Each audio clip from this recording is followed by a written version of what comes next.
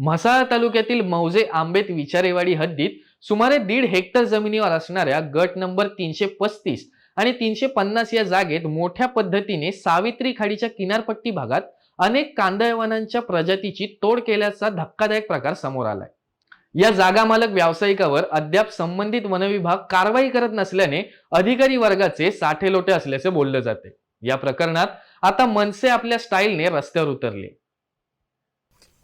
खाडी किनारपट्टीला असे ऐवत प्रकार चालू आहेत की आपल्याला माहितीच असेल की हा पूल चालू झाल्याच्या नंतर पण इथे वालू व्यवसायांनी बाज डेजर चालू केलेले आहेत।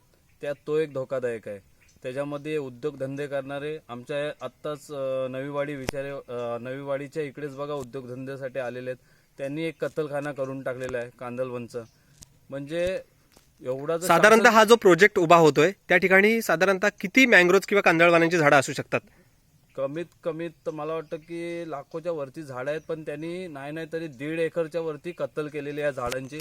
आम्ही ह्या विषयावर शासनाशी चर्चाही केलेली आहे, पण ज्यांनी पंचनामा करून दिलेले आहेत त्या अधिकाऱ्यांवर पण कारवाई झाली पाहिजे, जेणेकरून हे पुढे धोकादायक कारभार नाही, कुठेतरी बोगस पंचनामे आणि बोगस या ठिकाणी उघडकीस आलेले आहेत। मात्र आपण देखील आरोप करताय की कुठेतरी बोगस पंचनामे होऊ नये तर प्रत्यक्षात पाहणी करून अधिकाऱ्यांनी कारवाई करावी। एकंदरीत हा काय प्रकार आहे? हे बोगस कारभारच झालेला आहे। त्या लोकांनी फक्त एका किनारपट्टीला उभे राहून सांगितलेलं आहे की 4 गुंठावर झालेलं आहे, पण समक्ष खरं बघून बघाल तर अनेक असा बेशुमार कत्तल झालेली आहे कांदलवनची।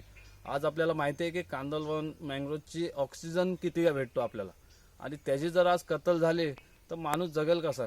आणि जर ह्या उद्योगधंदेवाल्यांना जर हे किनारपट्टी साफ करून जर उद्योग करायचे असतील तर हे उद्योग आम्हाला पाहिजेच नाही।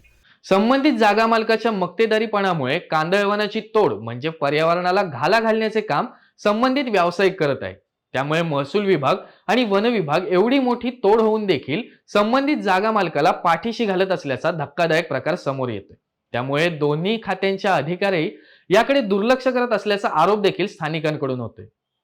मुळात मला वन्य विभाग जो असेल किंवा महसूल विभाग असेल ह्याला मुळात प्रश्न आहे की आपण जो आपला पंचनामा केलाय त्यात फक्त आपण सांगितलं की 4 गुंठा जागेवरती जी झाडं झुडपं होती ती फक्त तोडलेली आहेत।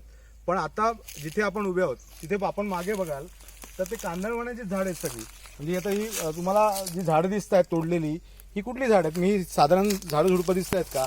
मागे पण तिकडे तोडलेलं आहे जे आहे ते कांदळवनाचं। म्हणजे जो मँग्रोव्ह जी काय जलजीवन असेल, म्हणजे खाडी मुळात खाडीच्या लगत हे मँग्रोव्ह ची कांदळवन तयार होतं आणि कुठेतरी ज्या लाटा असतात समुद्राच्या ते थोपवण्याचं काम हे कांदळवन करत असतं। दुसरी गोष्ट, जे जलजीवन आहे त्या जलजीवनाला संरक्षण पुरवण्याचं काम देखील हे कांदळवन करत असतं। आणि शिवाय जे आपलं आपण जे वावरतो इकडे तर आपल्याला पण संरक्षण देण्याचं काम हे कांदळवन करतं। उद्या मोठ्या लाटा येतात किंवा काय येतात, आता आपण बघतोय सगळीकडे सुनामी येते, सुनामीमध्ये मोठमोठ्या लाटा उसळतात, हे उसळत आहेत, आणि ह्याच प्रकारच्या ज्या लाटा असतात ते कुठेतरी त्याला थोपवण्याचं काम हे कांदळवन करत असतं। तर मला असं वाटतं की जे वन विभागाने किंवा इतर अधिकाऱ्यांनी महसूल विभागाने जे काही ह्याचा पंचनामा केलाय तो सुपारी घेऊन पंचनामा केलाय अशी दाट शक्यता वाटते। कारण की हे कांदळवन नष्ट करतात आणि त्या वन विभागाने हे कांदळवन नष्ट घेण्याची सुपारी घेतली आहे का मुळात?